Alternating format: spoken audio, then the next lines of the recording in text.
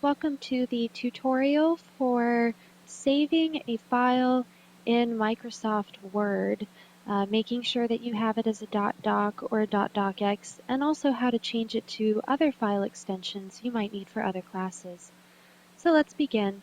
Once you've started your computer and opened your Microsoft Word program, this is what you see. You don't see sample text. I just have this here so that we have something on the page that we're working with. So first of all, you can do everything on here that you can do in most other word processing programs. Okay, so this you can center. Okay, you can make it a different color,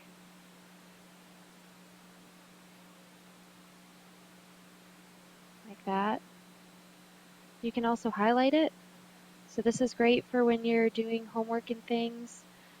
You can make it bold, italicized, underlined. All of those are going to come really in handy when we start doing MLA citations. So in here you can also insert tables, pictures, shapes.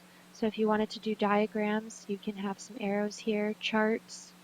Okay, header, this is where you're going to put your header in for MLA style, right? And then symbol, this is usually where you're going to find your Okina and your Kahako for your Hawaiian diacritical marks.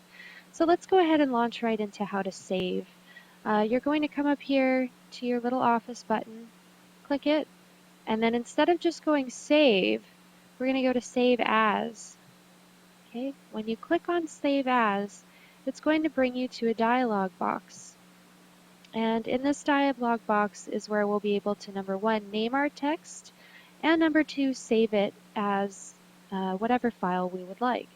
So let's go ahead and start with naming. If we follow the syllabus, it would be, let's say, Jane Doe. We'll do English 100, J Doe.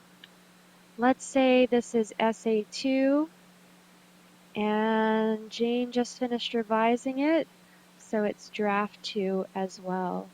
Okay, so no capital letters, no leet speak, nothing funky, no caps.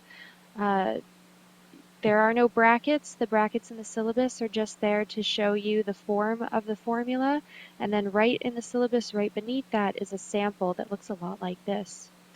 Now, if you're already in Microsoft Word and you save it as a Word document, you're already all set. That takes care of your file extension for my class. But there might be other classes where they ask you to do something a little bit different.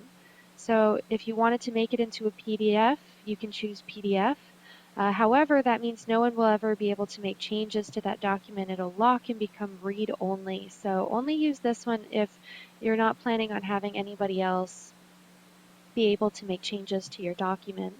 Now up here you might see several words that you can use, and that's really going to depend on whose computer you're sending it to. So if they're a little bit of an older computer, you might want to go with 97 to 2003 just to make sure of compatibility. But if you think that their computer's pretty new, feel free to go ahead and send them a Word document. Now you can also do this as rich text format. This is what the internet likes. So if you're putting this on something like Google Documents, this is what you would want to use. And then of course, once you get into Google Documents or other programs, you would be able to change those file extensions again. So let's say I wanted to make this a PDF and I have it named. Okay, so this might be something I'm sending just for someone to review because no one would be able to write comments on a PDF. And then you click the Save button. Now you might be asking yourself, well, where does it save to? And that's going to depend on where you choose to save it to. So you do have some options. You can save it to your desktop. You can save it to a library of documents. You can save it to an external drive. So here you can see Documents, Desktop. Okay, so if I had a USB, it would be showing up right around here, and then we could save it to our external device as well.